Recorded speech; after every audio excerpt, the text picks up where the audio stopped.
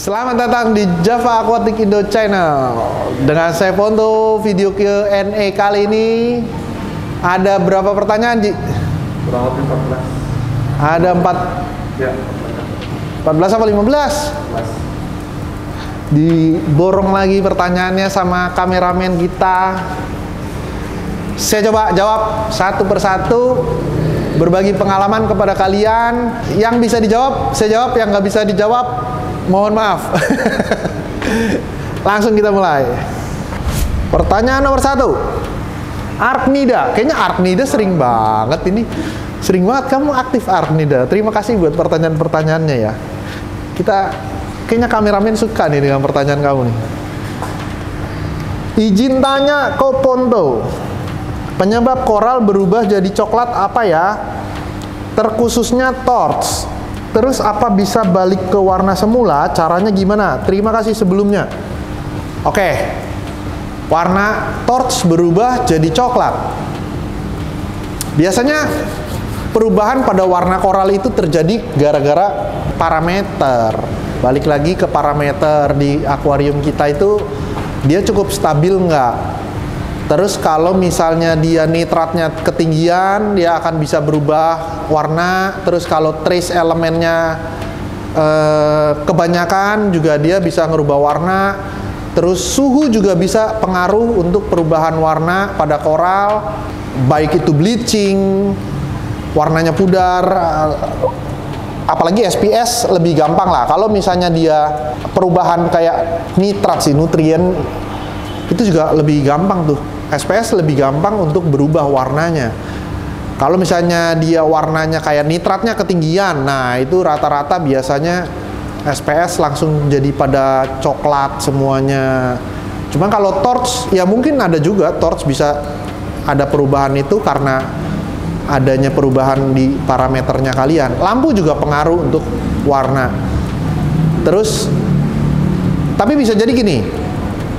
Biasanya kalau di koral LPS itu banyak nempel-nempel flatworm. Dimana flatworm kalau misalnya dia udah nempel di tentakelnya masing-masing itu akan kelihatan kayak coklat-coklat tuh. Ya mungkin, ya siapa tahu aja. Ternyata koralnya tertutup dengan flatworm segitu banyaknya yang beranak pinak di tentakel kalian. Cobain aja, lihat, perhatiin secara jeli. Terus untuk berubah warna ke aslinya bisa nggak? Bisa. Bisa, kalau base-nya warnanya hijau, ya dia akan tetap hijau. Dia akan bisa balik lagi ke hijau. Yang penting kita jaga parameter kita stabil. Intinya gimana caranya biar parameter di akuarium kita stabil, yaitu pasti di dalamnya akan lebih happy sih. Thank you ya. Tapi ABB artinya bisa membantu mana? Oh iya.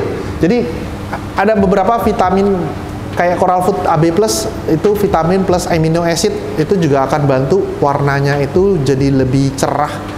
Dia bisa ngebantu balikin warna lebih cepat. Jadi itu satu-satunya makanan yang bisa dikasih pada saat koral fotosintesis dipaksa untuk bisa makan dan menyerap vitaminnya saat dia fotosintesis untuk bisa ngeluarin dia punya warna koral. Cobain deh. Oke, thank you. Next, Andreas Mulyono. Om Ponto, saya pelihara goldfish. Dan yang mau saya tanyakan, bagaimana cara agar bakteri anaerob dapat berkembang dengan baik di media biologis? Apakah cukup bakteri aerob saja, atau jika ada bakteri anaerob akan lebih baik? Oke, saya coba jawab ya. Ini saya sebetulnya kalau di air tawar, saya kurang banget pengalamannya megang ikan-ikan air tawar. Tapi mungkin secara prinsip sama. Ada bakteri aerobik, ada anaerobik. Seperti yang udah yang saya bahas tentang bakteri aerobik itu adalah bakteri yang bisa makan amonia dan nitrit. Jadi kalau misalnya goldfish itu kayaknya nitratnya tinggi, saya rasa kalau mungkin nggak cuma goldfish, kalau semua ikan kali ya. Semua ikan itu hampir nggak ada pengaruhnya untuk kenaikan nitrat. Cuman kalau misalnya nitratnya 0, dia juga stres biasanya. Ikan itu agak nggak nyaman kalau misalnya nitrat kalian 0. Jadi kalau saya rasa yang paling kita butuhin kalau di air laut sih tetap untuk fish only, kita tetap butuh aerobik. cukup. Cuman kalau misalnya mau dinaikin anaerobnya, boleh nggak? Boleh-boleh aja. Karena buat bantu nurunin kadar lumut di akuarium kalian. Karena kalau misalnya nggak ada, nitratnya naik, fosfatnya naik, aduh, lumut itu cepat banget berkembang. Mungkin anaerobiknya lebih buat ke sana daripada ke ikannya. Jadi kalau dia semakin banyak lumutnya kan kelihatannya agak jorok ya. Terus apalagi kalau udah sampai lumutnya coklat-coklat seperti itu, di dinding-dinding atau di kaca-kacanya itu kayaknya jadi kotor lah. Jadi kalau misalnya untuk ikan koki saya rasa sama. Terus dia tadi ada tanya bagaimana cara agar bakteri anaerob dapat berkembang dengan baik di media biologis. Kalau untuk anaerob itu dia mau berkembang dengan cepat, kasih dia di low flow, arus yang rendah. Itu biasanya lebih cepat untuk dia berkembang di arus yang rendah. Kalau anaerob dia maunya arusnya agak kenceng, terus oksigen levelnya banyak. Nah itu aerobiknya pada lepas tuh, biasanya mereka ada di air lah, dia terbang-terbang. Kalau anaerob dia maunya di low flow. Thank you Om. Next, Ari Yuli Setiawan. Koponto Koniko. Kalau SAM 5 chamber, saran penempatan skimmer di mana? Di chamber kedua atau lebih dekat inlet, atau di chamber 4 atau lebih dekat return? Terima kasih kok. Kalau kita skimmer biasanya kita kasih setelah chamber 1 untuk turun air, kita taruh di chamber 2. Saya nggak tahu sih sebenarnya, ini kayak kebiasaan aja. Cuman kalau misalnya bagus atau enggaknya, saya rasa sih mungkin hampir sama lah. Kalau kita mau taruh di chamber kedua kah atau di chamber ketiga kah, cuman alasan saya gini, saya selalu taruh di chamber yang kedua, yang deket inlet. Jadi pas air turun, terus saya taruh skimmer di sana, baru kita taruh si media biologis, media filter, baru return pump.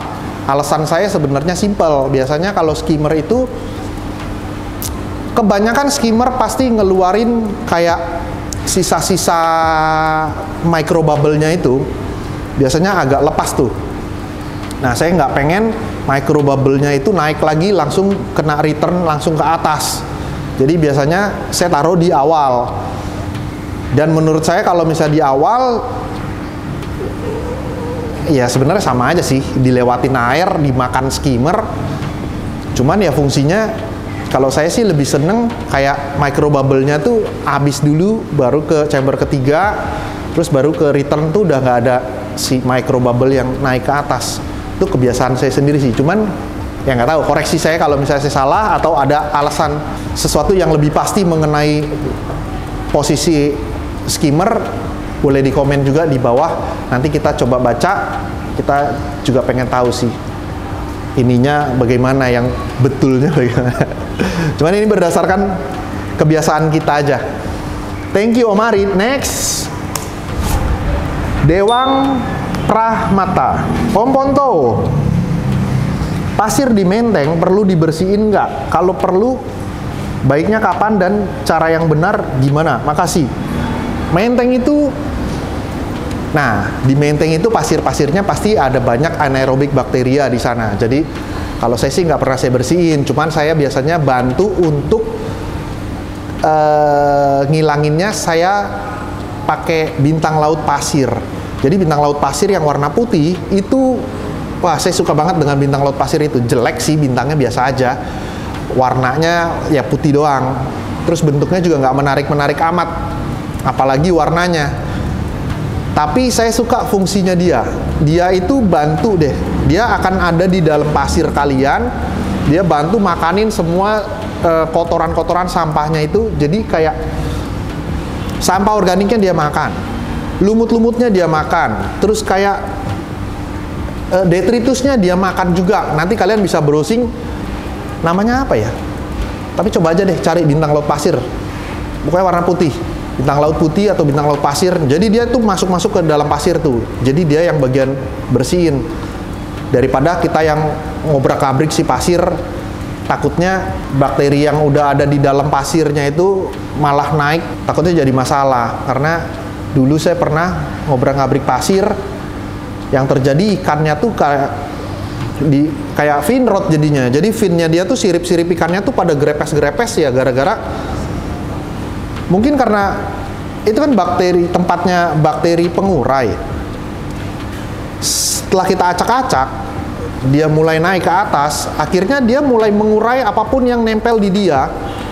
Bakterinya nempel di ikan, ya udah ikannya diurai. Nah, mulai tuh si somplak-somplak tuh siripnya. Ya kita bilangnya fin rot.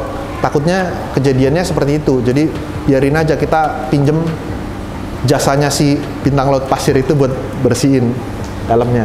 Next, Chandra 7. Om Ponto mau nanya dong, koral LPS yang aman jika bersentuhan apa aja, dan buat nano tank maksimal ikan berapa? Thank you Om. Ini pertanyaannya bagus nih. Chandra 7, thank you Om Chandra. LPS yang aman jika bersentuhan apa aja? Waduh, ada banyak nih.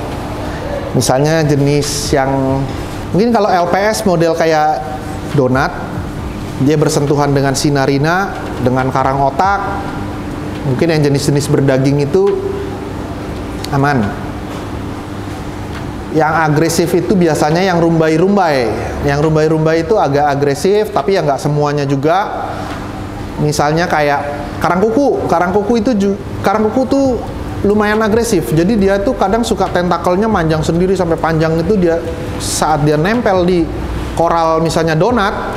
Nah, donatnya bisa bolong tuh. Terus babut juga sama. Babut itu agak agresif. Tapi saya kalau babut ketemu sama kuku nempel, biasanya dia nggak saling sting. Terus karang anemon juga sama. Karang anemon itu dia tentakelnya lumayan sakit tuh kalau misalnya dia nempel di koral-koral yang bentuknya berdaging. Kadang kalau misalnya karang anemon kena ke kuku pun, kadang kukunya suka kalah. Chelis jenis Echinopora, Echinophilia. Nah, itu juga agresif tuh. Itu kalau dia nempel kena koral kayak rata-rata yang berdaging itu paling payah lah. Kalah deh, pasti kalah. Echino ketemu sinarina, pasti sinarinanya bolong. Jadi Echino tuh dia kayak rambut, tentakelnya tuh kayak rambut tipis-tipis, cuman dia banyak tuh. Dia kadang bisa ngejulai cari-cari. Nah, itu kalau misalnya kena sting, wah itu kejam tuh si Echino. Jenis acan juga, acan kan bulet-bulet tuh biasanya, tentakelnya kan pada masuk. Saat dia keluar, tentakelnya dia mulai keluar. Nah, itu bisa sting juga. Ya donat juga sama, dia bisa sting kalau ada koral lain. Ya cuman umumnya donat, sinarina masih bisa bersatu. Terus kayak karang kuku, karang babut tuh masih bisa bersatu. Rata-rata softies aman. Jamur-jamuran aman sih. Jamur-jamuran itu dia nggak sting. Terus anemon juga nggak sting. Terus roja juga nggak sting. Rata-rata yang aman jenis-jenis softies lebih aman lah, dia nggak terlalu agresif. Nah, terus nanotank maksimal ikannya berapa? Kalau kita sih pakainya 3 di akuarium ukuran 30 cm. Nemo, ikan betok, blue devil. Kita pakai cuma 3. Cuman ya kalau nanotank ikan-ikan kecil 5 aja udah rasanya cukup lah. Nggak usah terlalu banyak. Jangan dikasih ikan-ikan jenis kayak yang explorer kayak botana. Udah nggak bakal cocok deh. Yellow tank lah, PT lah, Dori itu udah nggak cocok di nanotank. Jenis-jenis mandarin masih bisa, firefish, jenis-jenis ikan dotibag kayak cantik itu masih bisa. Clownfish lah lebih enak, karena clownfish itu biasanya dia nggak explorer kayak ikan botana yang cari makan sini, cari makan sana. Dia bisa diam di housing di satu tempat. Saya rasa nanotank maksimal 5 ekor lah ikan-ikan kecil ya. Oke Om Chandra, thank you. Next. Pertanyaannya, koral paling lama berapa bulan?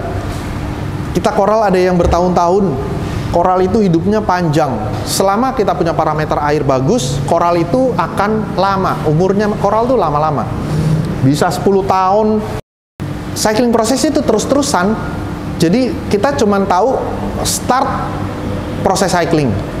Start proses cycling itu di mana kita udah bikin akuariumnya, kita udah masukin airnya, kita udah masukin bakterinya dan masukin amonianya, start cycling itu.